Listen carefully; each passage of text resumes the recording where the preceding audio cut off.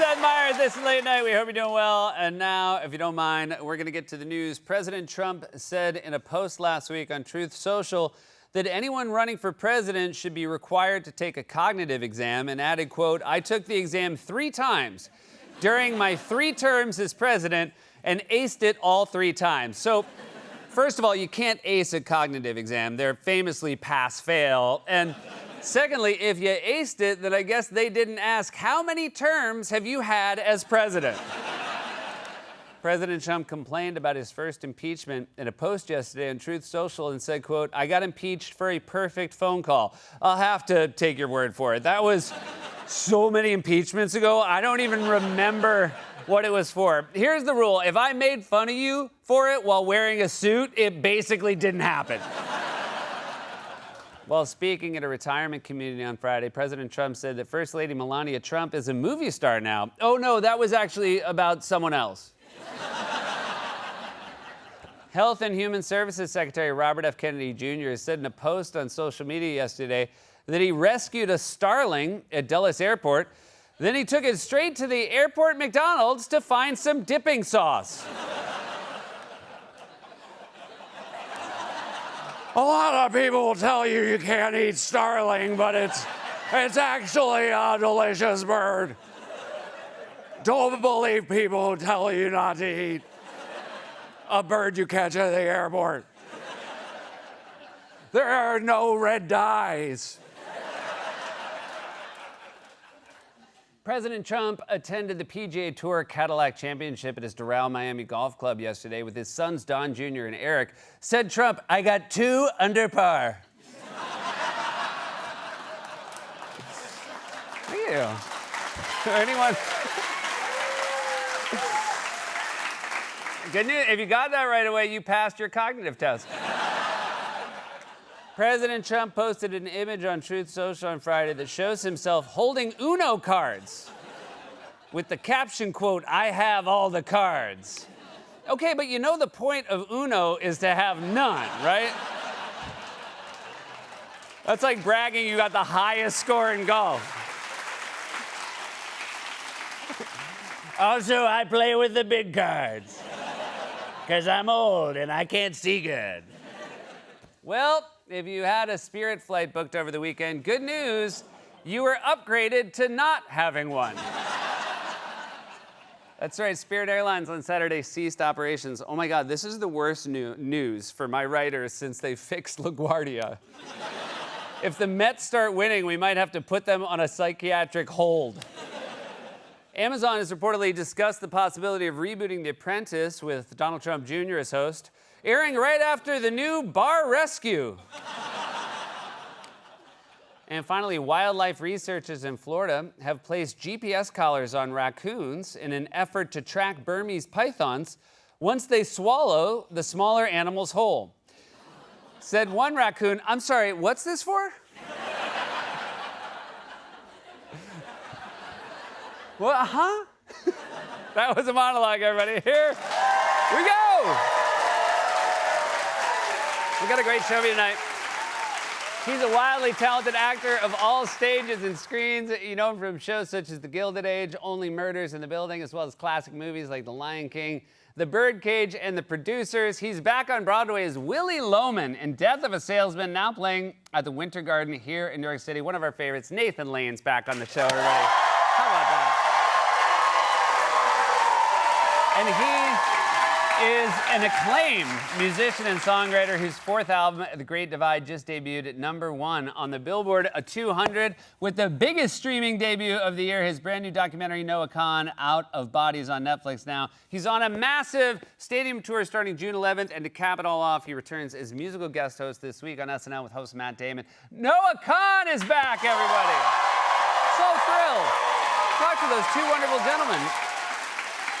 Before we get to all that, oil and gas prices surged again on Monday as a new poll showed Americans overwhelmingly opposed to the war in Iran, which has already resulted in higher prices for almost everything and the collapse of a major airline. But don't worry, Donald Trump announced a plan to fix the situation by guiding tankers through the Strait of Hormuz without sparking a new round of fighting. And even though the details were vague and unclear, I'm sure it'll all work out and gas will be cheap again and the war will be over and everyone will be happy. And wait, hold on, I'm getting word the administration has unveiled a new name for the mission.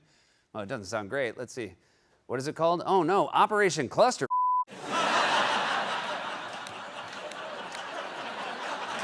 Well, that's just bad marketing. For more on this, it's time for a closer look. Donald Trump ran on 3 big priorities: bringing prices down, ending foreign wars, and deporting violent criminals. And as we all know, he's crushing it on all 3. There's no war in the Middle East. His immigration policies are a smash hit, and groceries are so cheap, they're paying us to take them. Point is, everything's awesome, which is why I was shocked when I saw the president's latest poll numbers. A record high that no one wants. That is where President Trump's disapproval rating stands this morning. A new Washington Post ABC News Ipsos poll showing Trump's disapproval rating at a record 62%, an all-time high for the survey's history. President Trump's numbers souring over inflation and cost of living, as the average price of gas now reaches $4.46 a gallon across the country. That's nearly $1.50 more per gallon since the start of the war with Iran. Trump's disapproval is at an all-time high, higher than COVID and January 6th, a virus and a riot. That's how much people hate high gas prices. Trump could release an army of bats infected with COVID to attack the Capitol, to fly away with Ted Cruz. But if gas prices were under $2, voters would be like, it could be worse. He loves to travel. So Trump's disapproval is at an all-time high of 62%. But I just have a quick question for the 37% who approve. What's your deal? Like, I get that, like, you're MAGA, but, like, what do you actually approve of? Is it worth it for you to pay high gas prices if it means liberals also pay high gas prices? Is that how much you want to own the libs at the cost of owning thyself? I mean, seriously, what's left? The dancing? Is that what you like? Because the dancing is the next to go. Have you seen how tired he is? He barely has the energy to get through a meeting in the Oval Office. Dude always looks like my kids when I'm on the last few pages of Goodnight Moon. Seriously, what's your deal? Do you like the corruption, the wars? Oh, do you like his beautiful poetry? Nothing bad can happen. It can only good happen. Does that resonate with you? Because I'm pretty sure he got that from a fortune cookie written by Frankenstein. This has been What's Your Deal? Anyway, Trump's disapproval is at an all-time high, which is why Republicans have given up on persuading voters and moved on to a new strategy of rewriting election rules. President Trump is calling for elections to be thrown out and redone in the wake of last week's Supreme Court decision to strike down one of Louisiana's majority black congressional districts that dealt a severe blow to the Voting Rights Act. Republicans are now pushing several states across the South to redraw their congressional maps before November's midterm election. So Republicans overnight in Florida passed a new congressional map that would allow Republicans to gain 4 seats in the midterms. South Carolina, Tennessee, and Missouri could try to redraw their maps before voting begins too. When the Democrats have the chance, they will end the filibuster. They want to turn America into a one-party nation. They'll pack the Supreme Court. They'll, turn D.C., Puerto Rico into states. They will nationalize our elections, automatic registration, mail-in balloting. So we need to stop them. That's your nightmare scenario? Automatic voter registration? That sounds awesome. It shouldn't be harder to vote than it is to gamble on sports. And yet, to register to vote, you have to fill out a 6-part form with your DMV number, proof of residency. But to gamble on sports, all you have to do is open your phone, wait for a notification from FanDuel, and be willing to get divorced. And should anyone run into my wife, the Kentucky Derby is next week, okay? Don't you dare tell her the race happened already. You let her enjoy her Mother's Day. It's our last one before we have to sell the kids. So Republicans want to redraw congressional maps and pass restrictive new voter ID laws, but they can't even explain those laws in a way that makes sense. There's a lot of things that we can be doing, like voter ID. Like every time you walk into a restaurant or a club, you have to show your ID. No, you don't. You have to show your ID to buy alcohol, but not to walk into a restaurant. They don't card you at the door at Outback Steakhouse, although personally, I think you should have to be over 18 to eat a blooming onion because it is better than sex. Oh man, it is so good to say that out loud finally, after they said it was too weird to be a Subway take. Also, there are plenty of restaurants that don't even serve alcohol, much to my dismay. You know how many times I've walked into a Friendly's and asked for a shot of bourbon in my fribble? Hey, don't judge me. If you were there with two boys and their friends arguing over whether fire Pokemon are more valuable than water Pokemon, you'd want bourbon in your Fribble, too. Point is, Republicans are reeling from bad poll numbers on the Iran war and the economy, a situation that's so bad, it's toppling major airlines. Breaking news this morning, Spirit Airlines is announcing it's shutting down. The ultra-low-cost airline making the announcement early this morning, saying all flights have been canceled, telling guests to not go to the airport. After 34 years, Spirit Airlines is no more, posting a message overnight that it was ceasing operation, all flights canceled, and there is no customer service. So if you're holding a ticket, you will have to reach out to other airlines. Now, the airline's parent company is saying it has already, quote, started an orderly wind down of operations effective immediately. Only Spirit could cancel all flights and tell customers not to come to the airport and also describe it as an orderly wind down. But you know, compared to a normal Spirit flight, that kinda is orderly.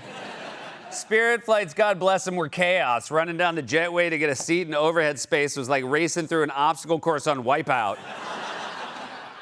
Here's the thing, though. We make plenty of jokes about Spirit on this show. Spirit, it's like UFC, but in the air. But it was a budget airline that employed 17,000 people and made flying affordable for millions more. But now it's out of business due to high fuel costs caused by the Iran war, or as Trump put it recently, Obama. Spirit is an airline that's had some trouble. They were going to merge with People Express, or one of them, a number of years ago, and Barack Hussein Obama decided it was a bad idea. How did that work out? Yes, we all remember when Obama stopped Spirit from merging with People Express, an airline that ceased operations in 1987. Which makes sense when you realize Trump's brain also ceased operations in 1987. Spirit, you know, Spirit was going to merge with People Express, and then when that fell through, they almost had to deal with Panda Express, which made sense because Panda Express is already at the airport, and well, wouldn't get excited about a panda pilot. Beautiful panda bear with a little pilot's cap, but Obama said no because Obama hates fun. Also, a good bellwether as to how much bull Trump is dealing is if he's using the Hussein middle name in Barack Obama. He's so bummed Joe Biden didn't have a foreign-sounding middle name he could lean on. Although Joe Biden's real middle name is Robinette, and I'm kind of surprised Trump never used that. You know, the country is a bank and Joe Biden is Robinette. Joe Robinette Biden.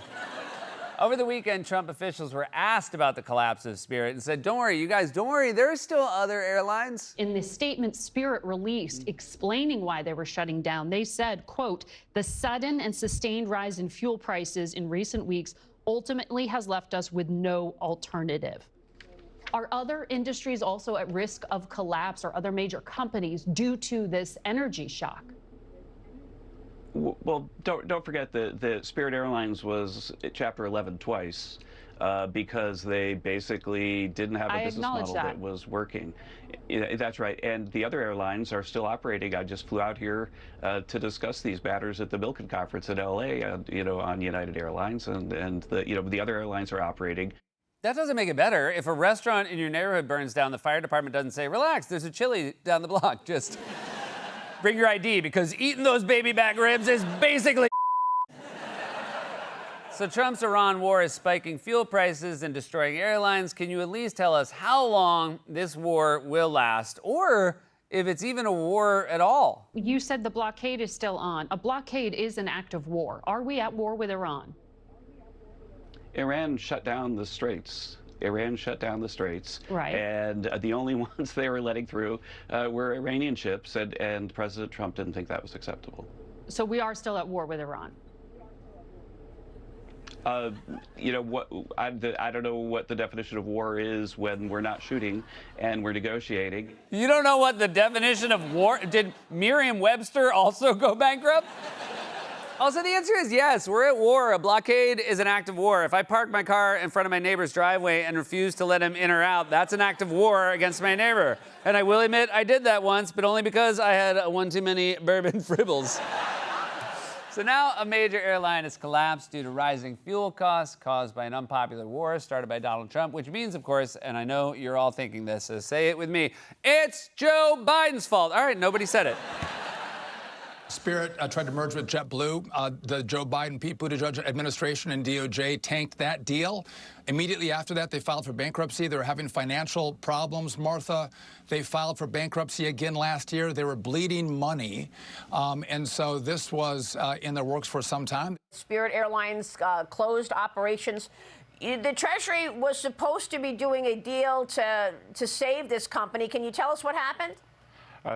Sure, Maria. So this is just more of the mess we inherited from the Biden administration. Maria, it's just more of the mess we inherited from the Biden administration. I'm so angry I can't even open my mouth.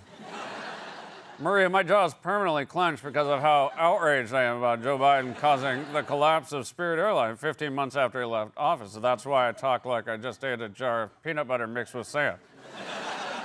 You guys can blame Joe Biden for the collapse of Spirit all you want. No one's buying it, mainly because Joe Biden wasn't an airplane guy. He was a train guy. We all know that. No, Joe, I was best friends with Jesse James, yeah. That's how I got my middle name. I told Jesse, when I see a train, Jesse, when I see a train, I'm robbing it. I'm not kidding around. Trump's desperate for a way out of this mess, which is why he keeps announcing new fake solutions to the crisis he started that don't make sense and catch everyone off guard. President Trump announces Project Freedom, a U.S. military plan starting today that will offer what's being described as a defensive umbrella to help cargo ships pass safely through the strait. You said the hostilities in Iran that started have been terminated. How can you say that given that the naval blockade is still being militarily enforced? Well, it's a very friendly blockade. A friendly blockade? Is there such a thing? I mean, what would you even call a friendly blockade? Oh, a fribble. It's a friendly blockade, a fribble, if you will. Friendly blockade sounds like slang for when a girl at a bar needs a friend to come over and get her away from an annoying guy. Quick, this guy just asked me to do whippets with him. He said nothing bad can happen. It can only good happen. I need a friendly blockade. But you heard him, financial markets, it's a friendly blockade, everything's chill. Tankers should start going through the Strait of Hormuz without issue any minute now. Now we all just sit back and watch gas prices plummet. The ceasefire between the United States and Iran under strain right now as we've learned that both sides have traded shots in the Strait of Hormuz. It began after the U.S. began guiding vessels through the waterway, including 2 U.S.-flagged commercial ships. In response, U.S. Central Command says that Tehran launched multiple cruise missiles, drones, and small boats. The U.S. says it's blown up at least 6 of those Iranian small boats. I spoke with President Trump for 20 minutes about the situation with Iran. He talked about Project Freedom and the U.S. efforts to guide vessels through the Strait of Hormuz, issuing a new warning to the Iranian regime, saying if the Iranians try to target U.S. ships in this area, they will be, quote, blown off the face of the earth. What happened to the friendly blockade? Trump's dumb plan went south faster than Spirit Airlines. Although, is that the solution? We just send a bunch of decommissioned Spirit planes to the Strait, load them up with oil, and see what happens? Trump got himself into this mess thinking it'd be quick and easy, and now he's spiraling. He can't get himself out of it. Americans are overwhelmingly against it. If the election were held today, it's very likely voters would send Trump packing with a one-way ticket on his favorite functioning airline, People Express. This has been A Closer Look.